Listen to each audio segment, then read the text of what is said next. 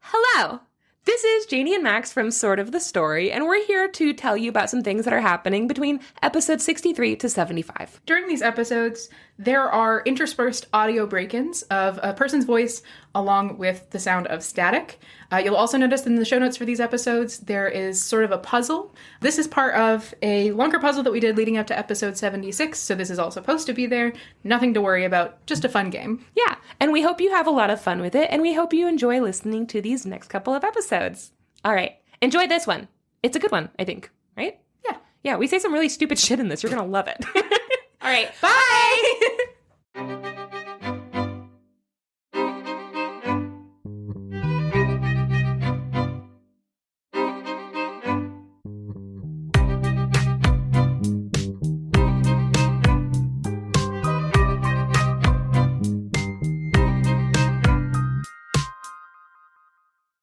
Hello, and welcome To Sort of the Story. I'm Janey. And I'm Max. And this is the podcast where we tell each other fairy tales, folk tales, mythology, personal stories, lies.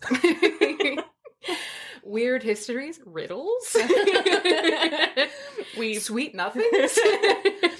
directions to pretend to be Foghorn Leghorn.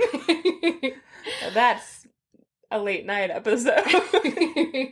And getting there. So we do all that, and also you get to be here. Congratulations. You've won. You're won. the 10,000th visitor to Sort of the Story. I wonder if that's true. I doubt it. We've had more than 10,000 listeners. Not listeners, but like downloads.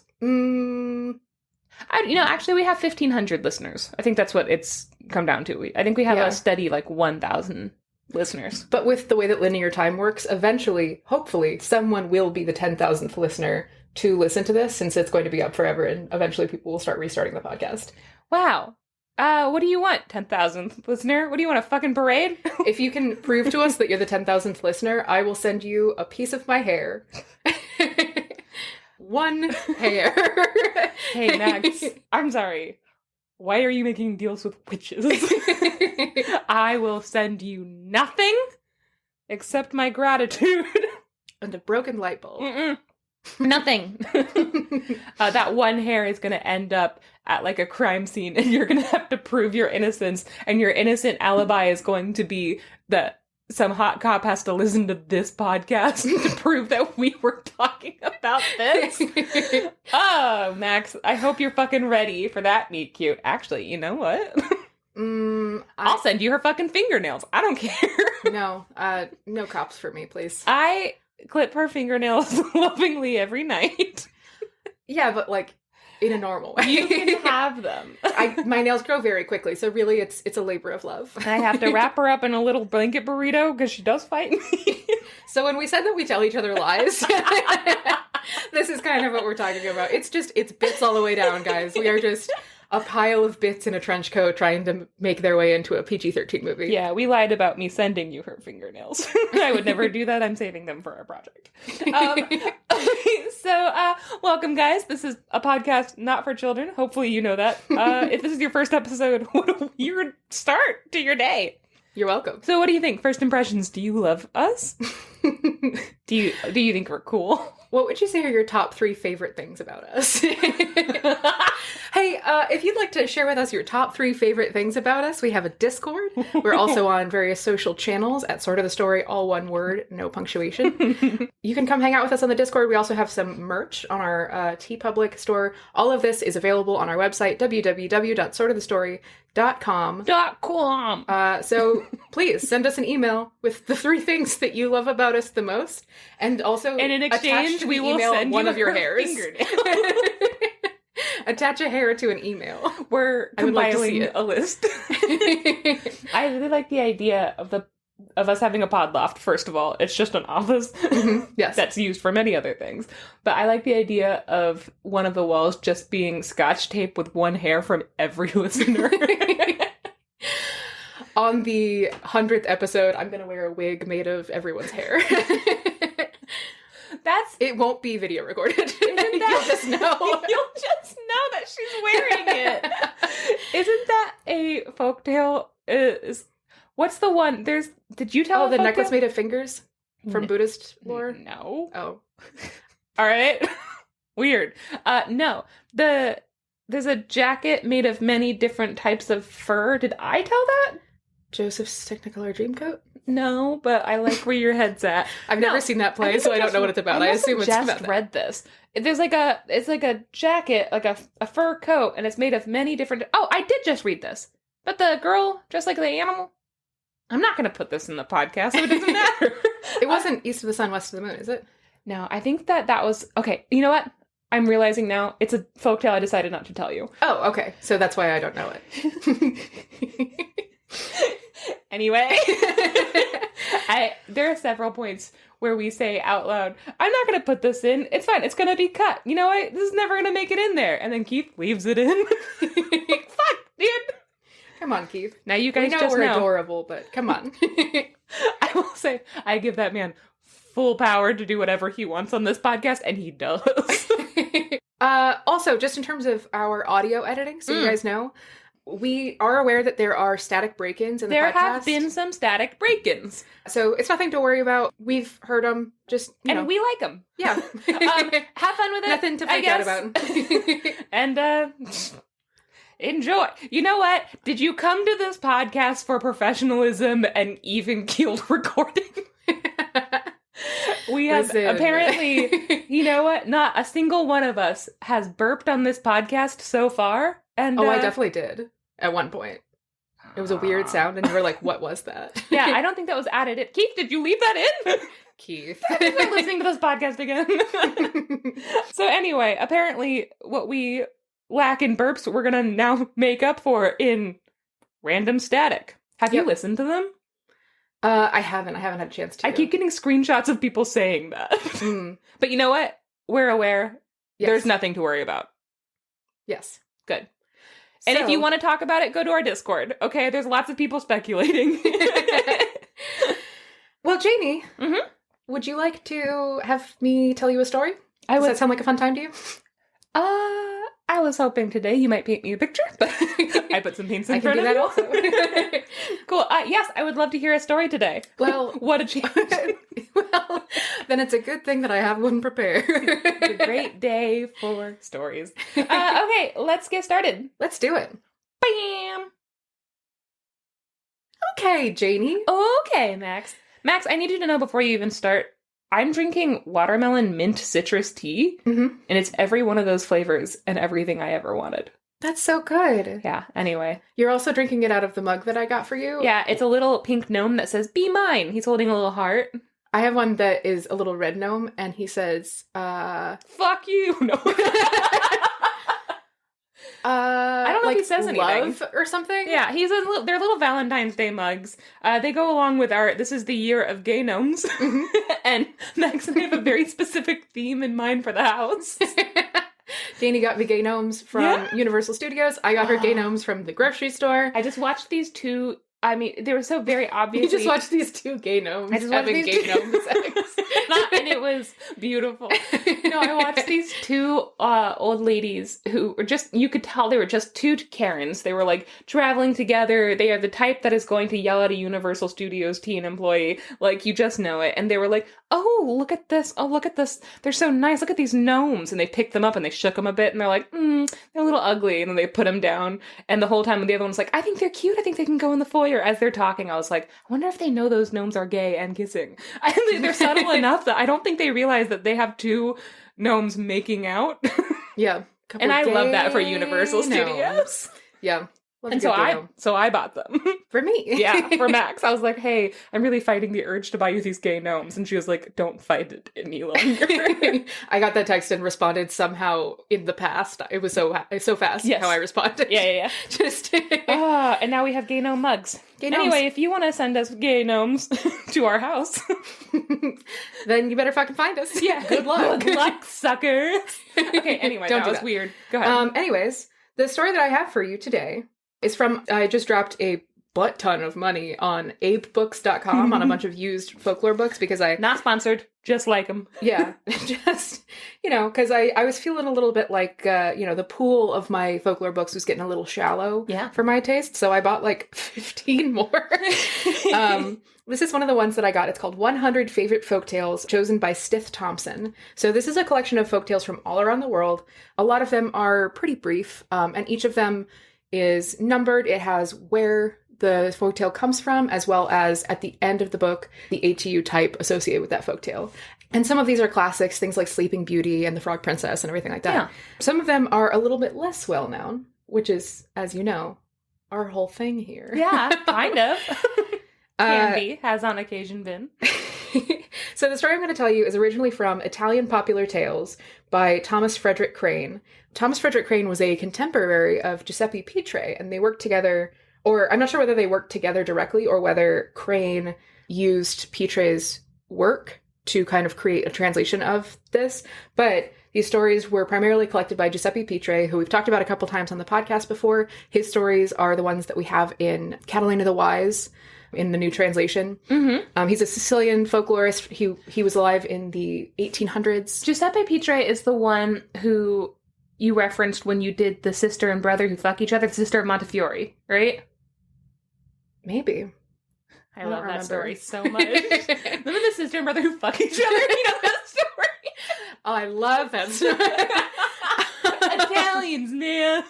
Yeah, I've used Catalina the Wise like 6 times in this podcast. It's a great collection of folktales. And those are by Giuseppe Pitre. This story is also from Giuseppe Pitre, translated by Thomas Frederick Crane. This collection of Italian popular tales is his most successful work of folklore, but he was also like a multilingual teacher. He went to Cornell. He was a lawyer. People in like the late 1800s, early 1900s could just be like 6 things. Oh yeah, they were like, I'm a doctor. Also, I'm an asshole. I don't like to think about. You can still do that today. Did you know? No. How do you find the time to be both? So, the story that I'm going to tell you today, and I think you'll immediately know why I'm going to tell it. Okay. Is called King Bean. Okay, I'm not gonna lie, this is really weird, but a bean features prominently in my story too. Really? Yeah. It's the bean episode. 66. For the beans. This one's for the beans.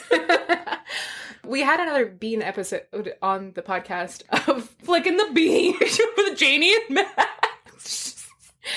Oh my god.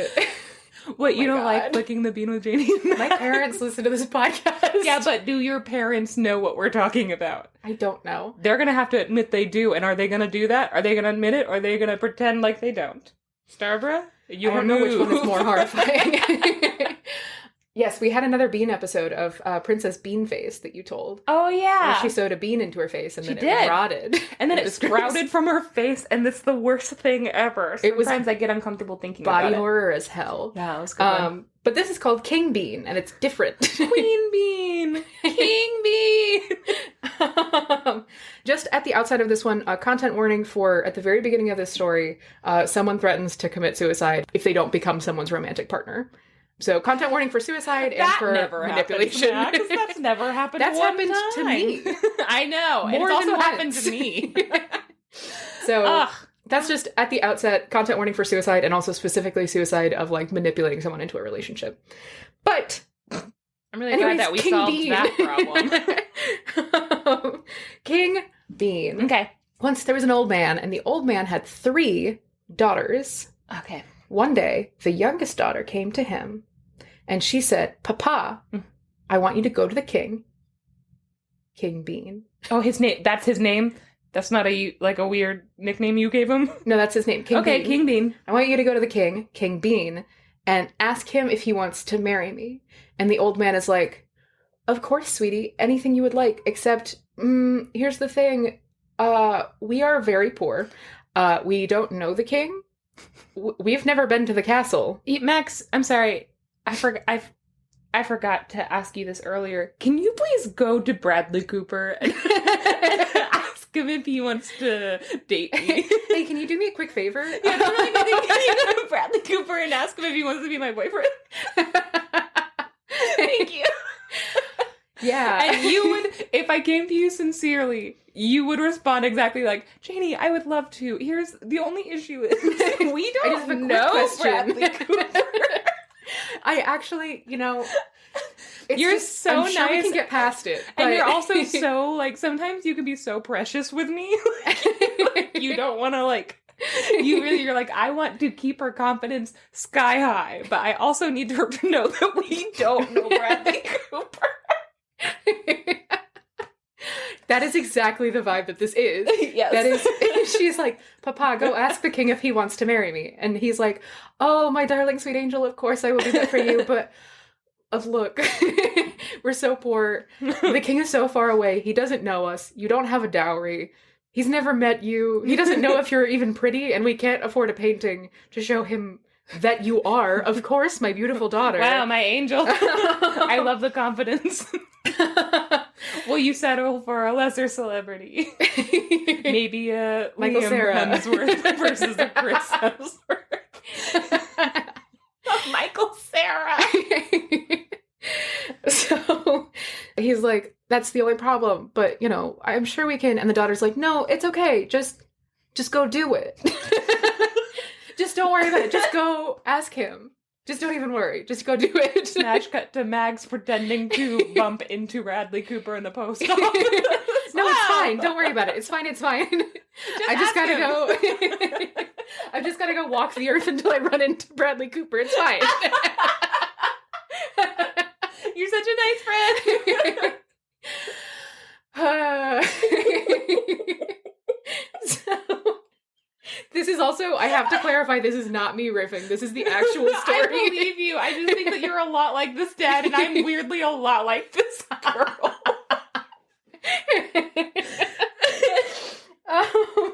So he's like, just a small problem, and she's like, it's fine, just go do it. Just go do it. Just Don't try. ask questions. It's fine. Just trust yourself. The worst he can say is no. It's not. The worst you can say is you're going to be executed For and then he being in executes my you. house. Go How away. did you get here? So the old man is like, all right, anything for you, my beautiful, perfect daughter. Mm-hmm. I'm also definitely picturing Mona Lisa Saperstein and her dad. I have done nothing wrong in my whole life. I know this and I love you. And so the old man is like, anything for you, my beautiful, dearest darling. And he leaves. And he walks around for a little while, and then he stops someone, and he's like, hey, quick question. Do you know where I could find the king? Mm. And they're like, the palace? And he's like, oh, that makes sense. Thank you so much. Where would I find that? And they're like, it's that way. And he's like, okay, great. Thank you so much for your help. And then he starts walking that way. And a couple of other times asks for directions on the way. Yeah. Until finally, at long last, he makes it to the palace. And he goes in through the front doors, and he walks up to the king, and he falls down on his knees.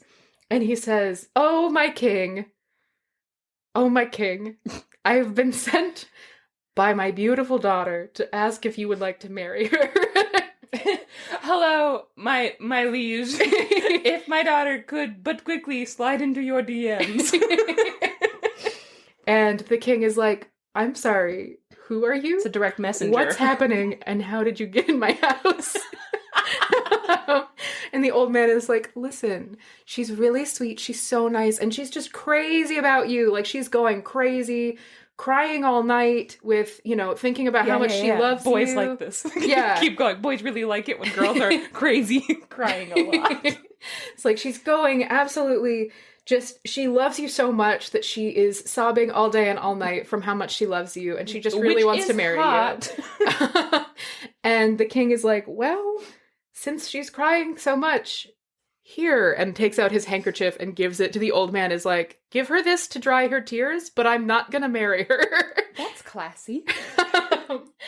And so the old man is like, yes, of course, my liege, thank you, my liege. And he bows 1,000 times and walks back out. And he walks back to his house, and he goes to his daughter, and he's like, oh, daughter mine, I am so sorry to say, I talked to the king. I told him how much you were crying and how crazy you are. He's like, Dad, no! And he's like, the king... I told him you were so upset your period stopped. He was grossed out by that. I told told him you were eating so much ice cream and then farting so much because you're lactose intolerant? I told him about your stress poops. Your stress poops. And he didn't like that. Dad! No! So he goes to her and he's like, I told the king that you were in love with him and that you wanted to marry him. But he said no. But he did give me this really nice handkerchief to give to you to dry your tears. And she looks at the handkerchief and she's like, okay, this is great, but I'm sorry, I need you to get him to marry me. And the dad is like, I tried, honey, I'm really sorry. Hey, Max, I'm sorry. Bringing me back a letter from his publicist saying, please stop sending Bradley Cooper hair is not an answer I accept. Bradley Cooper will not be accepting any more fingernails. So, we're too silly. This might be too silly. So he's like, I'm so sorry. I asked and he said no. And she's like, okay, well, did you tell him that I love him? And he was like, I did. And he still said no. And she's like, okay, so here's the deal. We're going to wait a couple days, just let things cool off a little bit. Yeah. And then you're going to go back to him. Okay. And you're going to tell him that if he doesn't marry me, I'm going to kill or hang myself. Or hang. It says kill or hang myself. That might not kill her, but it won't look great. You know what? Won't look great. Yeah, boys love this. They love it when you threaten to commit suicide. I mean, they love it so much that they do it to me all the time when I'm 14. I'm sorry, and when you're like 19. Oh, yeah. That happened more recently than we'd like to admit. Oh, yeah. So she's like, go tell him that I'm going to kill myself if he doesn't marry me. And the dad is like, okay, honey, anything you want. So he waits a couple days and then he finds his way back to the palace. He comes in and he throws himself at the king's feet again. He's like, oh, my king, my liege. I have just come from my daughter. She would really, really like you to reconsider the whole marrying her thing. She just really thinks it would be a good idea. And she's so crying all the time, if that sounds good to you. I mean, she's like, she has is begun so crazy to collect about you. her snot in a bucket. I have wrapped the bucket, And the king is like, okay, well, but still no. And he's like, but she's so in love with you. And the king is like, how can she be in love with me if she's never met or even seen me?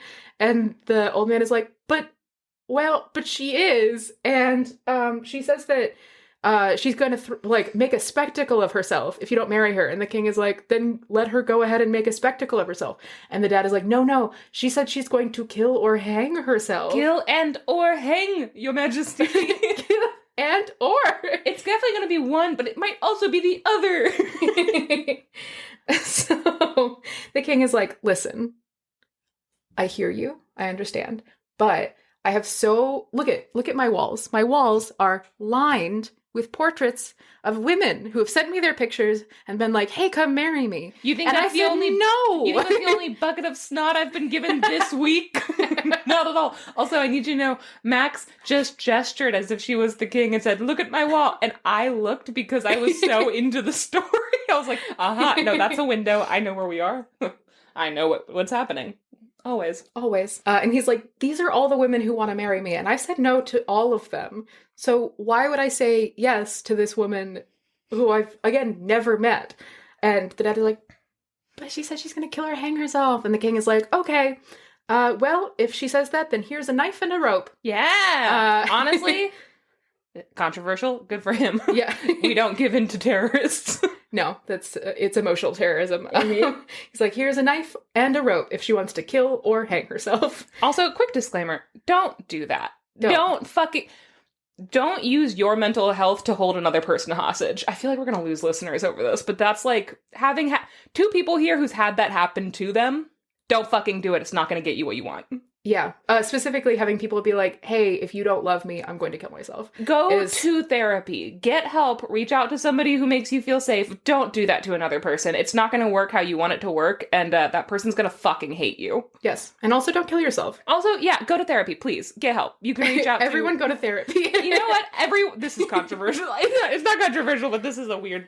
Go ahead. So the old man goes back to his daughter and is like, oh, honey, I'm so sorry. I asked and he said no again. And also he gave me a knife and a rope and he said, kill yourself if you're gonna. Why is the dad bringing that back to her? And so she's like, all right, so Dad, I get the feeling that you're not really understanding the assignment here. I would like you to go back to the king and tell him that you're not leaving until he agrees to marry me. What the fuck? And then you don't leave until he agrees to marry me. And the dad is like, of course I need anything for you. Dad! So he goes back to the king and he throws himself down on the floor and he says, please, please, please, my king, please just do me a solid and marry my daughter. And marry her for the rest of her life. Thank you. Please. He literally says, do me a favor and marry my daughter. Please. And the king is like, okay, What? this is a bummer now. Like, there's just an old man who's like walking miles and miles and collapsing on my floor every other day. And I feel really bad for you, my guy. So just so that she doesn't keep making you do this, sure. Tell her that I'm going to marry her. What? And he says, tell her that I will marry her. Tell her that to prepare to receive me, she should put out 3 vessels on her balcony. One of water mixed with milk, one of milk, and one of rose water. Okay. And then give her this bean. Wait, so is his name King Bean? Yeah. And so then he just gives out, so he's just made it his whole personality. You know, I had a crush on a man named Bean once. Was it Mr. Bean? It was Mr. Bean. Will not return my calls. Sent me a nice letter that said Mr. Bean is no longer accepting hair. So the king gives this old man a bean, and he's like, give her this bean. Tell her that when she wants to see me, she should go out on the balcony by these 3 vessels that she set out and crack open the bean, and then I will arrive. Okay. No questions. All sounds good and normal to me. At this point, her behavior is more egregious than this weird thing. Yeah, no, 100%. What he's doing is the more rational thing. Yeah. So the old man goes back to his daughter and he's like, congratulations, honey. He said yes. And he tells her the stipulations. So she prepares 1 vessel of milk and water, 1 of milk, and 1 of rose water. She sets them out on the balcony. She takes the bean. She cracks it open. Mm-hmm. And then she sees something flying towards her far away in the distance. Mothman. I was honestly picturing a pelican and I don't know why. But she sees something flying towards her in the distance, and as it gets closer, she can't really tell what it is. It doesn't establish in the story what it is that is flying towards her. And I thought it was going to be like, it's a dragon and it eats her, or something like that. A big it's a trick. eagle to come carry her away. Yeah. Yeah. So this thing comes and flies up, and it dives into the first vessel of milk and water, then climbs out, dives into the second vessel of milk, climbs out, goes into the third vessel of rosewater, and then out from the rosewater climbs the handsomest young man she's ever seen. Not the king? She's never seen the king. Okay. All right, king. I'm going to disappoint you. I was hoping there was going to be a trick where he was like, hey, someone go marry this girl. It's not. It is the king. Him. God damn it. I know. I was really hoping there was going to be a trick. I really don't want her to get what she wants. I also don't. Okay, go ahead. But, so the king climbs out, and they embrace, and they fuck. They do? Literally, it says they make love until they are too tired to make love, and then he says goodbye and turns back, flies away. The old fucking joke. I think that's a you thing. I think I'm quoting you. Probably. Yeah, go ahead. So she is happy with this. She is? She is. She is delighted. Time passes, and whenever she wants to see the king, she cracks open her bean, and she flies her bean. He flies to come see her. And he makes a big old mess on the balcony. And then a mess in her balcony. Oh, God. Awful. Awful. You terrible. chose to tell me a bean story, and you thought it would be tame. No, I didn't. And she's thrilled with this. Again, this is the hottest, coolest man that she's ever met, and she's so excited to be boning the king, right? How many other people is he flying off to see? Also, what's his deal? What is his deal? That's my question. I might be okay if this was an arrangement I had with Bradley Cooper. I'm trying to think if this is something I would accept. Yeah, in the East of the Sun, West of the Moon episode, you were like, what if I was just left alone with all, like, whatever I could want? What if I had money? Then at night, a man comes in and, like... Yeah, a man sneaks in the room. And I don't have to see him or talk to him. And then he leaves the next morning. A+.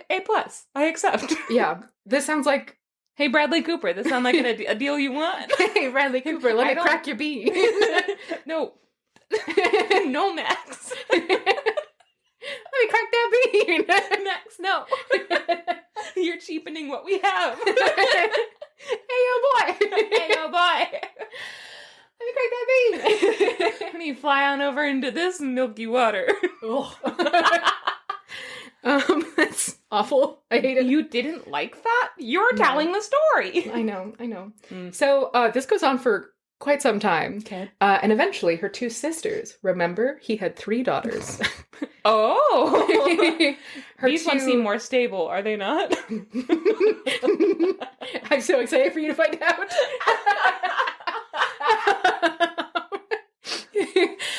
Her 2 sisters are like, wow, we haven't seen our youngest daughter or youngest sister in a while. She's just been locked up in her room, and I feel like we haven't seen her in like weeks. And the other one's like, yeah, it's because she has King Bean who comes and visits her, and then they bone, and so she doesn't really feel like leaving her room because she's doing fine. This isn't a marriage. No, it's not. Okay. It is specifically not. This is reminiscent of when doctors used to be like, that woman seems upset. Let's maybe masturbate about it. Yeah. One of the sisters says, oh, that's because she has King Bean, who is making love to her, is the literal line from the... Wow, this is a very explicit fairy tale. Yeah. And so the sisters are like, wow, well, how did that happen? We would like to know more about how this happened. And so they decide that they're going to wait until their sister goes to church, and they're not going to go to church, which is how you know that they're the bad guys. Yeah, they're not good. What? What about the Lord? That's the Lord's Day. She is not following any commandment. She has not honored thy father and mother, and she is not... Thou shalt not crack the bean. Yeah, she's flicking the bean. That's in that, right? I haven't read the Bible in a very long time. So her 2 sisters wait until she goes to church, and then they're like, we're going to sneak up there and see, like, what's going on, like, how this happened. So they wait for her to go to church, and then the same bean every time, or does he give her a new bean? That one's already cracked. I'm not a scientist. All right, go ahead. I don't know. I'm not a pistachio. You know, so a pistachio would make sense, right? Yeah. Especially because it's in Italy, and that's like a lot of pistachios, right? Yeah. I think it would be probably a pistachio. In my head, though, it's a coffee bean that she has to it's like very difficult to break in half. And so she like busts her fingernails trying to break it and then like bites down on it and everything. I don't know why. And then she's got like coffee grounds in her mouth for the rest of the day, and it's pretty gross. Yeah. All right. I don't know why that's what I'm picturing. But again, a pelican gave her a coffee. A peloton was like, let's get this bean, ladies. A pelican came and delivered a coffee bean to her, and then they fucked in my head. So the sisters go up to her room while she is at church. Yeah. And they rummage through all of her things. They're like, what's her secret? And they find the 3 vessels set out on the balcony. And they're like, oh, this must be when the king flies here. He must have to take a bath in all of these. That's what I would think. Mm-hmm. Sure. And so they're like, so like when he arrives, he comes and he bathes in these, and then they bone, and then he leaves. That's the process of events, right? Does he walk? Good. So if you had encountered this... Your sister was in a very happy sexual relationship with a king, and you found out that, he's flying here, and he has to bathe himself in this every time he comes. What would you do? If you were to do anything about it, what would you do? Well, so this actually happened with me and Savannah. I'm kidding. If I saw that, what I'm guessing they do, because I don't know what I think I would maybe dump out all the milk and get her therapy. What I'm guessing they do is they try to summon him. That would make sense, to have the devil's threesome. Yeah, see, that would make sense. I guess the devil's threesome is 2 men and a woman, right? Mm-hmm. That's sexist. It is. The devil, I think, would like to have sex with everyone. Yeah. All right, sorry, go ahead. So, Probably, right? You would try and summon him and be like, hey, King Bean, like, we know your secrets. We, like, etc. Something. Anything. Yeah. These two sisters find out about this, and they're like, you know what we should do? Drink. Let's go to the store, and we'll buy a bunch of broken glass. No! What the fuck? You know, from the broken glass store. And then we're gonna put the broken glass in all 3 of these little bathing vessels. So when he comes to fuck our sister, he gets all sliced up by the broken glass. King Bean is just trying to do good by his subjects, his sexy, sexy subjects. I just... whose first thought is, you know what would be good for this situation? Broken glass. The other one's like, I think I have some acid. Let's just fill them with acid. So they're like, great, so we'll fill it with broken glass and then he'll, like, get all shredded and splintered and stuff. Yeah, he will. Shredded. So they go to the store, they get the broken glass, they put it in all of the vessels. Do they actually go to a store? Okay. Listen. Is that in the story, is what I'm asking? Yeah. That's wild. Yes. Okay, go ahead. Yeah, that wasn't me riffing. They said, let's go to the store and buy some broken glass. For what? Why does that store exist? For what purpose? I'm sorry, you grow up, Max. You've never been to the broken glass store. Broken glass unlimited. I gotta go to BGU. I'm running out of broken glass. It's just, I go through it so quickly, you know? So they fill all of these vessels with broken glass. Well, not fill them, but like drop broken glass into the milk water and rose water. Yeah. And then the youngest comes home from church and she's like, all right, I'm going to go hang out in my room for a little while. Goes up in her room, closes the door, cracks open her bean. And King Bean flies in with his arms wide, ready to receive her. And he dunks himself in the first vessel and gets stabbed. And he goes, ow, ow. And then he jumps into the second vessel and gets stabbed more. And he goes, ow, ow, ow. And then he jumps into the third vessel for some reason, not seeing the pattern. Muscle memory. And gets stabbed. And he goes, ow, ow, ow. And then he jumps out, and instead of like appearing to her and coming into her room, he just turns around and flies away. You crazy bitch. Yeah, exactly.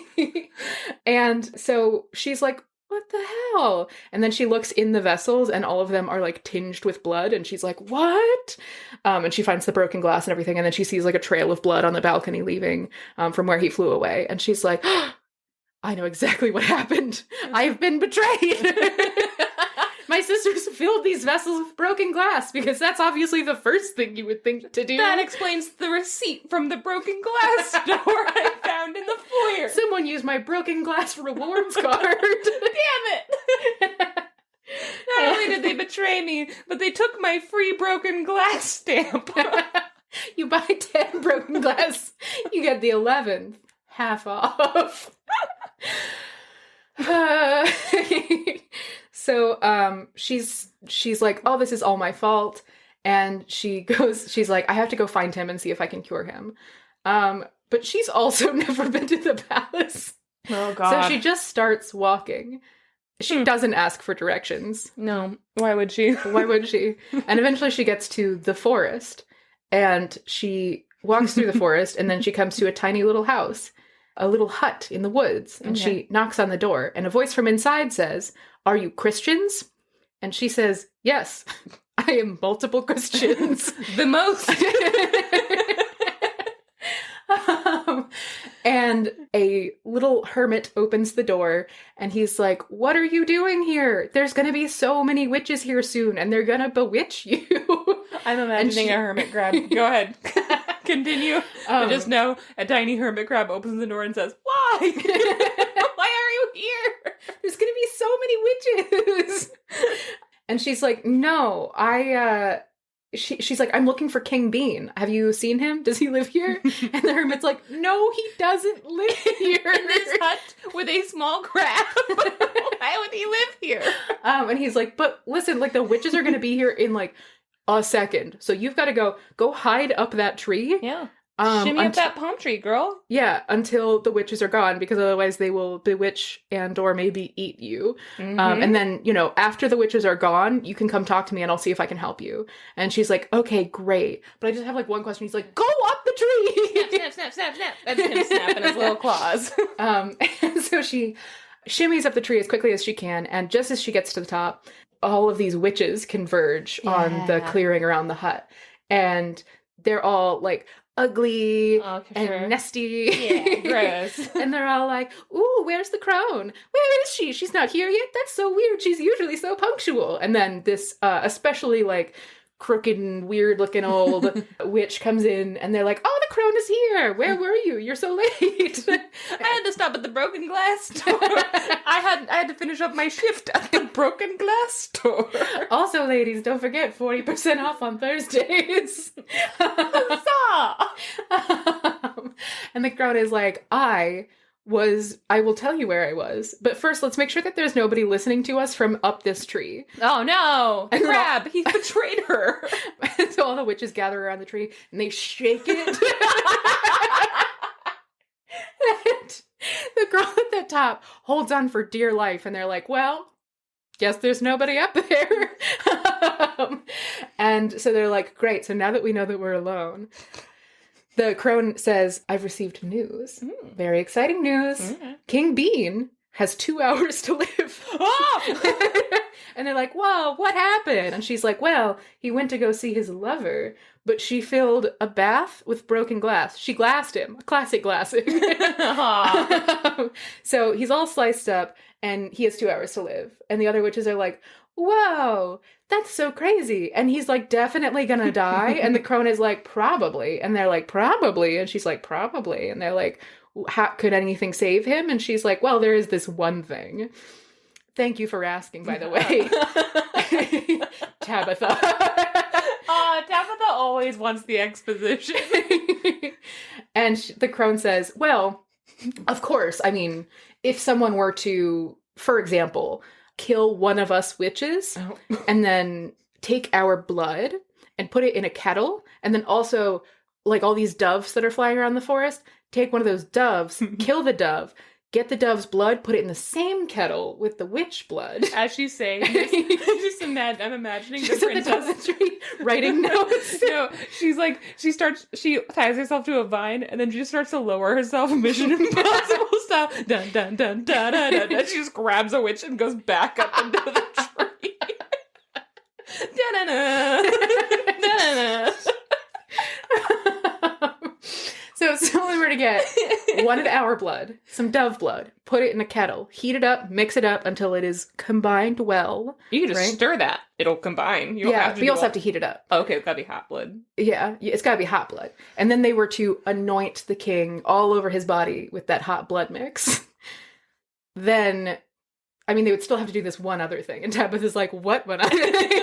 She's like, the crone is like, well, you see... Tabitha's writing a tell-all.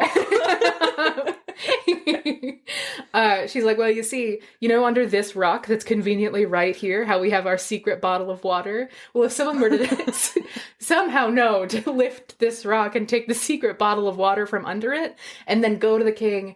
And, like, after they had anointed him in the blood, wash off all of the blood and with the water, then all of the glass would just, like, dissolve, and he would be totally fine, and it would heal him also. A child made this part. It's like, you need this blood, and also more of this blood, and also, I don't know. Mix it up. This Deer Park bottle that I have here. Yep. Well, so if someone were to somehow know to do all of that, then they could save the king, sure. But how could anyone know to do that? And all the witches are like, how indeed? And then they all and then they all pull out their crudité and hors d'oeuvres, and they have a big old party, and they all get super drunk, and they all pass out in less than 2 hours. Yeah. Witches. That's That's basically what happened on New Year's Eve, Max. That is basically what I went from 0 to blackout drunk. in a Waffle House. In a Waffle House within 30 minutes. Happy New Year. Happy New Year. Honestly, best New Year I've had in a long time. That's a really fun New Year. It's a good one. Yeah. All of these witches get super fucked up. They pass out in the clearing. And then the girl shimmies down from the tree. And she goes and she knocks on the door of the hermit's hut. And the hermit's like, what are you doing? There's so many witches all over this clearing. And she's like, listen, here's what we got to do. I need you to get me a kettle, a bottle, and a knife, and a bunch of dove blood. So you have to kill a dove and get me the blood. Can you do that? And the hermit's like, yeah, totally. What's the plan? I would love to help you. I'm invested. Don't know who you are or why you're here. So the hermit gathers all of that. He gets the dove's blood by murdering a dove. Sure, but he's got to murder a full witch later, apparently. No, she does. So she is like looking over this clearing of unconscious witches, and she's like, which witch shall I murder? And so she decides to kill the crone. And then she just kills the crone and takes her blood. Okay. No complications whatsoever. No. Don't worry about it. Yeah. Simple enough. And then they mix up the blood mix, and the hermit gives her a kettle to carry it in. And he's like, all right, you got to take this to the king. And she's like, also, I need this bottle of water from under a rock. And so he helps her lift up the rock, and she takes the bottle of water, and she's like, great, thanks. And he's like, wait, but how are you going to get in? And she's like, oh, I don't know. And he's like, oh, take this. And he pulls out a doctor costume. What? No, he doesn't. He does. Scrubs. Yep, and a stethoscope. It says party. She has a name tag that just says Party City. Dr. Boobs. Dr. Boobs. Dr. Boobs. I'm here to inspect your testicles. I'm here to check out your beans. So he pulls out a doctor costume, and she's like, great, this is perfect. Thank you so much. She puts on the doctor costume, and then she takes her kettle full of blood and magic water bottle. Yeah. And she goes, and she's like, wait, where's the palace? And the hermit's like, that way. And she's like, great. She goes. She can make it there within 30 minutes, apparently. Yeah. So she goes to the palace as fast as she can. The guards obviously stop her at the door, and they're like, halt, you can't come in. The king is dying. And she's like, I know. I'm a physician, and I'm here to save him. I come a very long distance. Please let me in. And they're like, sounds legit. And so they let her in, and then she runs into the queen in the front hallway. And the queen is like, are you the physician? And she's like, yes, I am. And like adjusts her fake beard. She runs into... The queen. Sorry, the king's mom. Okay, I was like, this bitch is married. This explains why she's a secret sexy side project.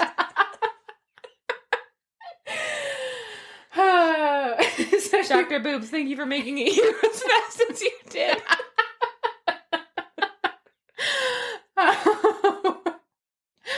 I should have known that we wouldn't be able to get through this story sorry. reasonably.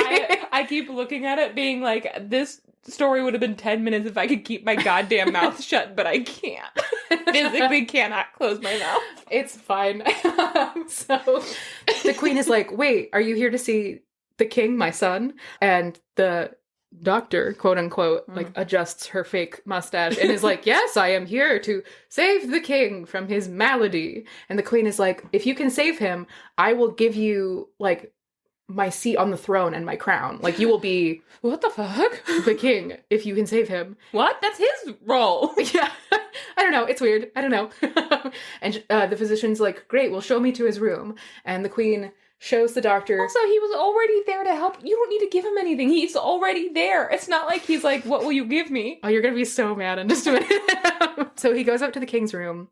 And he's like, great, now I've got to do medical science, so you have to leave. And the queen is like, understood. And so she goes over to the fireplace, she heats up the blood. Yeah.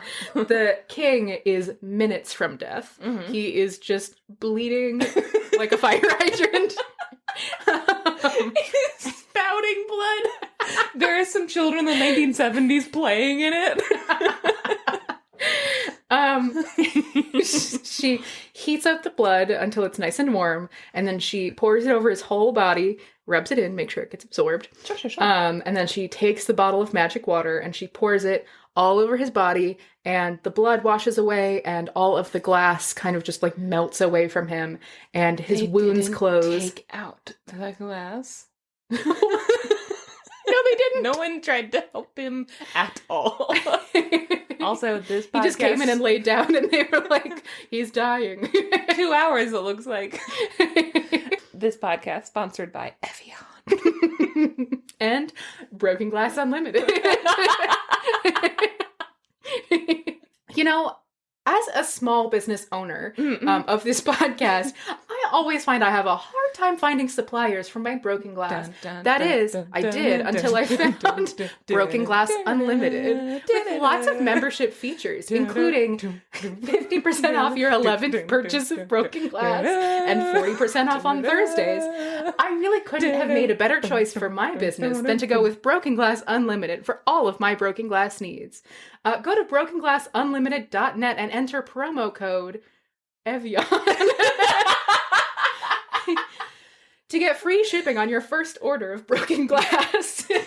Also, where'd that witch go?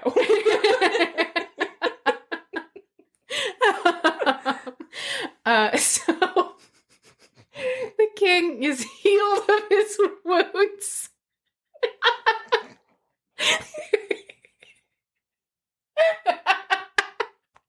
Okay. This story might have been a mistake in hindsight. No. Certain tales should be off limit to us. So the king is healed of his wounds, and he's like, "Oh, doctor, you saved me. I would like to give you my crown and my throne so that you can be the king." They're just trying to jump ship so bad. There is something wrong with this kingdom. Do not. You need to look this horse in the mouth. The IRS is investigating the kingdom, and they're trying to get out while the getting's good. I really thought I was gonna die. That's a bummer. How about you be the king? So the physician is like, "Oh no, I don't need that. Thank you so much, though. How did you get into this glass situation?" And the king is like, "Oh, well, you know, women." This is what happens when you sleep with a crazy bitch. I knew better. I flew to go visit my quote-unquote wife, my girlfriend, so that we could bone down, right? But then when I had to take a milk bath on her porch, it was filled with broken glass. Every time, bitches be crazy. This is a tale as old as time, my man. And the doctor is like, "Oh, bro, that sucks. Bro, did you ever maybe, like, think about, like, bro, like, what if someone else had put the broken glass there and, like, not your side piece? Like, what if it was someone else?" And the king is like, "Bro, that's not possible. No one else was in her room. It was only her. She promised." At one point, probably. Sure. And the doctor's like, "Oh, bro, that sucks. But, like, what would you do if she were, like, here right now, bro?" And the king is like, "I would stab her to death." Oh, bro, I gotta get going. And the doctor says, "Yeah, that would be fair if she had put broken glass in that jug for you to swim in. Anyways, I have other appointments and I have to leave." I gotta get out of here. Stat. Again, not riffing. She's like, "Anyways, I've gotta go do doctor stuff to other people." Now, where's my bottle? Anyone seen a kettle of blood? Kettle of blood anywhere?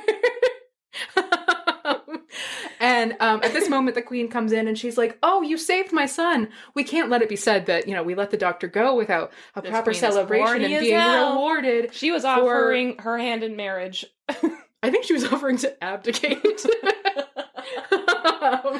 And she's like, we wouldn't let it be said that, like, we would have a doctor come in and save the king's life and then not reward him. So, sure. You know, why don't you let me give you my crown? And the king is like, "No, let me give you my crown." They're like, "Why don't you take both crowns? And we get out of here." Am I right? And the physician is like, "Oh, no, that's okay. I don't need any crowns, but thank you so much." And the queen's like, "Well, we have to give you something. Dr. Boobs, you can't go without our things." "Dr. Boobs, please let us give you these 2 crowns, one for each of your boobs, Dr. Boobs."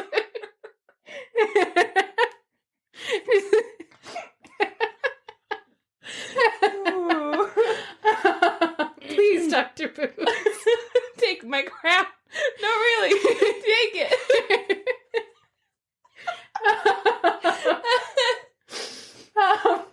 And Dr. Boobs is like, oh no, that's all right. The only thing I would ask for is, King, could you do me a favor and just really quickly take a pen and write on my hands, and on one of my palms write my full name, which, as you know, is Dr. Elias Boobs. Dr. Elias Boobs MD! And then on the other hand, write your name, King Bean. Just like right on my palms, just right on there. Yeah. Right? Uh-huh. That's all I want. And the king is like, sounds reasonable. And he writes. And now, King, quickly, pick a card. And the king writes on the doctor's hands. Dr. Elias Boobs MD. Dr. Elias Boobs MD.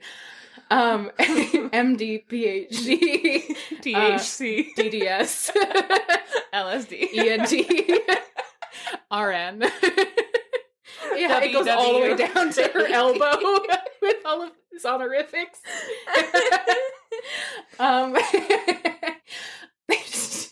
We're never gonna get through this. No. This is a forever story. And so the doctor's like, thank you so much. Anyways, I have patience. And leaves. I could stay here all day. No, I have patients, other patients of my medical practice. And so the doctor leaves. But instead of going to see to his other patients, which he doesn't have, Yeah. the doctor goes back to her home, takes off her doctor costume. What? Puts on her girl costume. Takes off her doctor mask. Puts on her girl mask. Goes up to her room and she dumps out the jugs of milk, and rose water. Yeah. Which still had broken glass in I them. was gonna say, I'm surprised that wasn't the first thing you did. Right? And then she fills them back up again with fresh milk and rose water. And then she takes the bean and she cracks it open. And the king feels this summons in his soul. His lover is calling to him after her betrayal. And so, as he is being pulled away, he grabs a knife. Yeah. A dagger. Wow, he has no choice in this relationship, I'm realizing. Yeah, unclear whether he can decide not to go. This might be why the country's mad at him.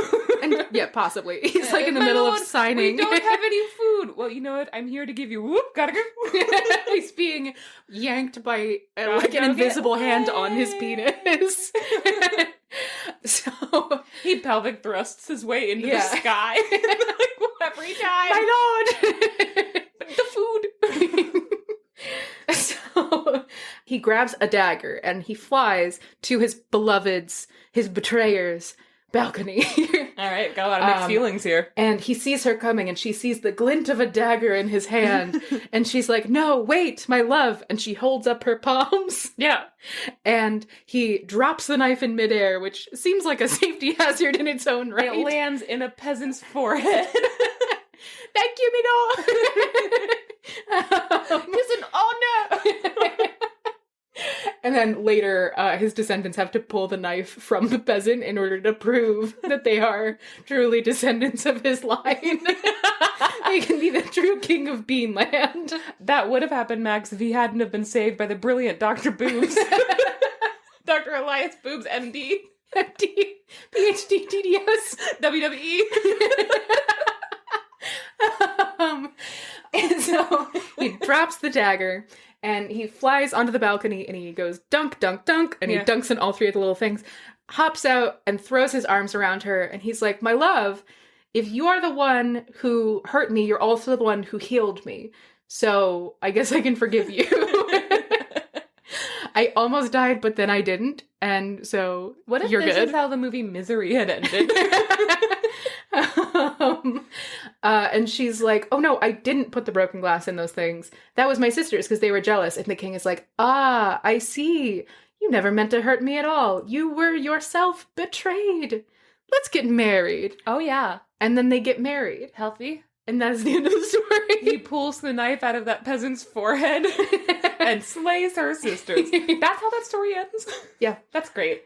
She goes to the palace with the king and goes to, like, his parents and is like, it's a crazy story, and, like, shows them the writing on her hand, and they all have a good laugh about it, and they get married. I think that story honestly might have only been 20 minutes long, but we are here at an hour. Jesus. That was my favorite thing we've ever done. That was very fun for me. So, a couple weird things in this one. I mean, there's only a couple. Like one or two. I was the question of marriage. It was like they weren't married, and then they got married at the end. But he was like, "Don't worry, I'll marry you." I'm wondering if it was like a fake engagement kind of thing. Well, and her dad was like, "Yes, someday he'll make a good woman out of her, but for now, he just comes in through the window. And he does the old." He does the old fap and flap. Ew! What if this story is just a really, like, on-the-nose way to prove the old adage that a man will not buy the cow if he gets the milk for free? I was thinking about this, and her milk budget must be through the roof. I mean, not as big as her sister's broken glass budget. It's just that tweet that's like, utilities $60, phone bill $40, rent $200, Netflix $10, broken glass $600, milk and rose water $1,350, Killing and groceries $40. Someone please help me budget this. My family is dying. Killing a witch in the woods and stealing her Evian? Priceless. You know, there are some things you can buy with MasterCard. Everything else is free. What's the slogan? Some things you can buy with MasterCard. Everything else is free. No, there are some things in life money can't buy. For everything else, there's MasterCard. Some things you can buy with MasterCard. Some things you can't. Ain't that just the way? Some things are just out there. You can take them. What are they going to do? Kill you? Some things you can buy with MasterCard. Or they're free if you're quick. This podcast sponsored by Broken Glass Unlimited, Evian, and MasterCard. And thieving. And stealing. Larceny. Any guys, I can't wait for you to watch Dr. Boobs coming soon to CBS. Dr. Boobs MD DDS WWERN.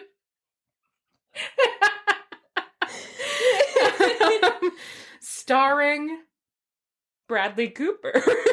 Yeah. My husband. I don't even like starring Michael that Sheen. Ugh.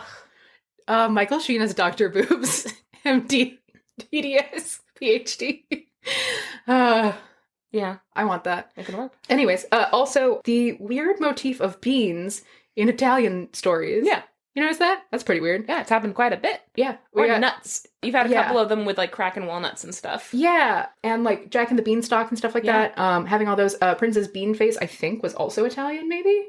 I don't remember. Beanface might have been.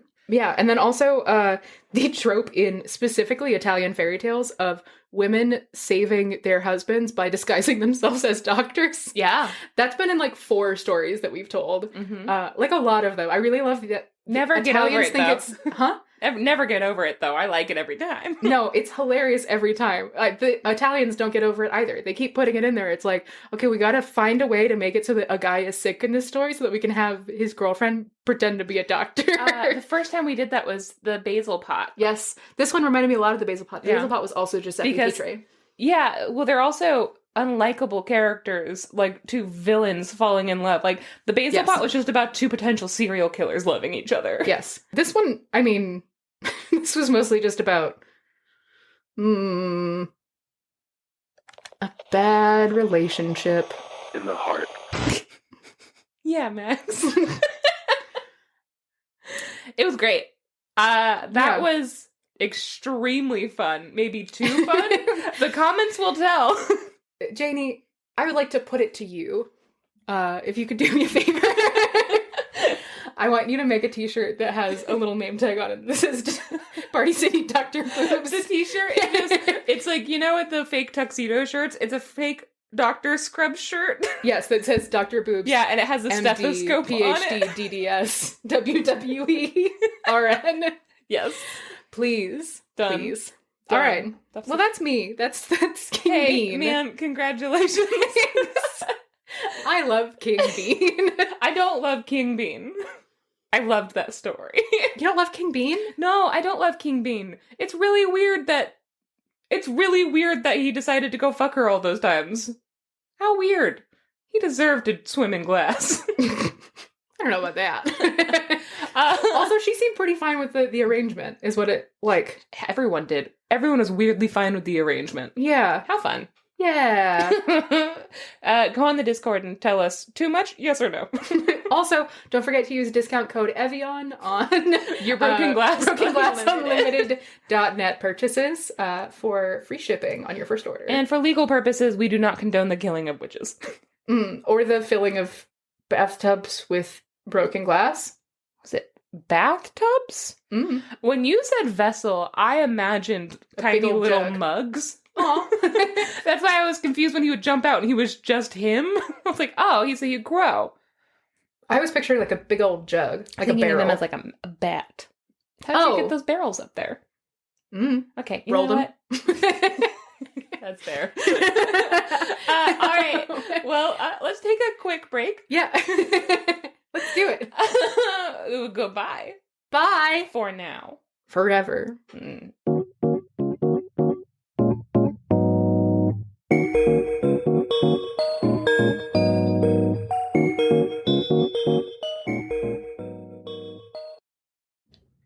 Max. Okay, Janey. Max. Okay.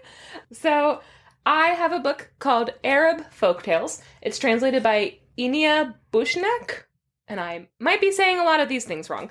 And I have a lot to say about this story that I chose. It's insane, and there's a trigger warning before this one, and I am going to discuss this at the end, but the trigger warning that I will say is that it gets racist in the middle. But I think we'll talk about why I included the story, because I almost didn't, and then I was like, you know what? No, we're doing it. It's kind of fun throughout, though. Are you ready? Yes. Okay. I was trying to think of something that's racist in the middle. Oreos. What's black and white and red all over and racist in the middle?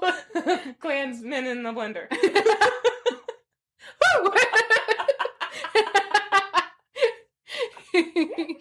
As they should be. Anyway, so this story is called The Sister Who Banished the Seven. And here we go. Is it because 789? Let's go 789. So this one, by the way, it says it's from Morocco, and this version is, but there are many other, like, the main version, I think, originated in Libya, and so I combined the two. I'm just gonna dive right in. There once was a woman that had 7 sons, and each time she got pregnant, she'd say, this time, I'm going to have a daughter. I'm gonna have a daughter, I'm gonna have a daughter. What? We already know that they're gonna die, right? Who? The 7. Oh, the sister who banished the 7. Yeah. Oh, I guess I heard killed. I don't know why. Who slaughtered the 7. So every time she'd have another child, she'd be like, this time it's going to be a daughter. But of course, the first 7 times, it was just one boy after another. And so when she was pregnant with her 8th child, all of her boys were like ready for their mom to have a girl. They were like rooting for her. They're like, listen, Dad's excited. We all kind of want a little sister. That's, you know what? We are excited for you. We're all pulling for you. Good thoughts only. This one's a girl. And so they went out to hunt. They would go out to hunt a lot, all 7 together. And they told their aunt that if their mother, while they were gone, gave birth to a girl, that she was to hang a spindle above the door. And then they would return immediately. But if it was a boy, she was to hang a sickle above the door. And then they would continue on with their hunt. And the aunt hated her nephews. She hated these boys so much. No idea why. It's not explained. But she wanted to get rid of them. Is the sickle and spindle sexist?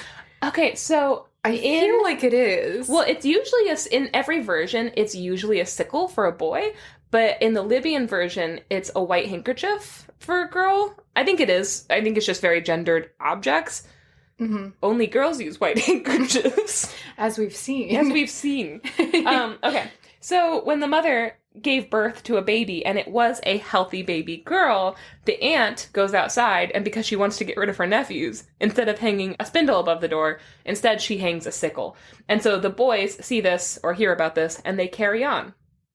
And then they disappear for 15 years. What? They just fuck off. No one ever hears from them again. So, what? The child was given the name Wudea who sent away Subeya, or the girl who banished the 7.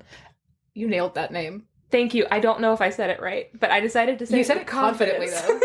And that's what I appreciate. Yeah. So the girl was beloved and she grew up happily, but maybe because it was too painful to talk about, she was never told about her 7 brothers. However, one day she got into a fight with her bitch friend Tabitha. Tabitha again? Tabitha, damn it. She's a gossip and we know this. And is her name actually Tabitha? No. Okay, that makes sense because it doesn't sound like an Arabic name and I don't know why I even considered it. It's Wudea and Tabitha. Listen. And so her friend says, quote, "If there was any good in you, would your 7 brothers have left for the desert on the day you were born?" Fuck you, Tabitha. Yeah, and Wudea's like, my what? I guess this kind of explains my name, but what? So she goes home immediately and she asks her mother, is this true? And her mom says, yes, on the day you were born, your 7 brothers, who I loved so much, they'd gone out to hunt in the desert and then they never returned. And so the girl says that she's like, I'm going to go find them. I'm going to vow to go find them and I will go to the ends of the earth to figure out what happened to my brothers. Okay, so the story is beginning now, just so you know. Oh, okay. Yeah. Her mother says, like, okay, yeah, I will let my 15-year-old daughter go out to go find her 7 brothers. I know they never came back, but, like, you can probably do it. So she puts her on the back of a camel, and then she sent a manservant and his wife, a maid, to accompany her through the desert, so she's not just alone. So after riding the camel through the desert for a little while, the manservant demands Wudea gets off of the camel's back, and he's like, get off the back, you let my wife ride, it's her turn. And Wudea's like, it's absolutely not her turn, you're a servant, and I was put on the back of this camel, this is my camel, so no. Also, wouldn't it have multiple seats, or is that just cartoon camels? I don't think this one has 2 humps, I think this only has the one. So, Wudea refuses, and then she calls her mother, and she says, hey! On the phone? Okay, the book just says she calls her mother. On the phone? And she says, hey, she says, yeah, Umi, this man wants me to get off the camel to let the maid ride? And the mom is like, leave her alone, that's her camel. No, you're there to accompany her. Leave her alone, let her ride the camel. So they keep going. And after a little while, the manservant, again, very aggressively says, get off the camel, it's my wife's turn. She gets to ride now. And Wudea is like, hey. So she calls her mom again. Again, it doesn't, it's like, and obviously, it goes to voicemail. obviously it's not on a phone. And I'm like, but what is it on then? Like, come on. But she's like, hey, yeah, Umi, he wants me to get off the camel. He keeps telling me he's getting kind of scary. And the mom is like, leave her alone. That's her camel. Now stop it. And so they keep going. But eventually they get out of cell reception range. Sure. She calls her mother. The next time he's like, get off the camel. And her mom does not answer. It does go to voicemail. It goes straight to voicemail. At which point, the manservant rips her off the camel's back and throws her to the ground and then puts his wife on the back. Now, Wudea, for some reason, is barefoot. And they're not in the desert. They're, like, in the wilderness. And the path they're on is lined with sharp stones. So she bleeds from her feet for miles and miles. And as she's bleeding and trailing bloody footsteps everywhere and, like, crying her eyes out and suffering, they're just kind of really mean to her and they keep going. They make it to a merchant's caravan eventually. And the manservant asks, like, hey, have any of you seen 7 men hunting in the wilderness at any point in the last 15 years? And they had. They had seen 7 men. Oh my god, what? They've even seen 9 men. Oh my god. In this past 15 years, they've seen so many men. No, but they were like, yeah, we did see these men that you're describing.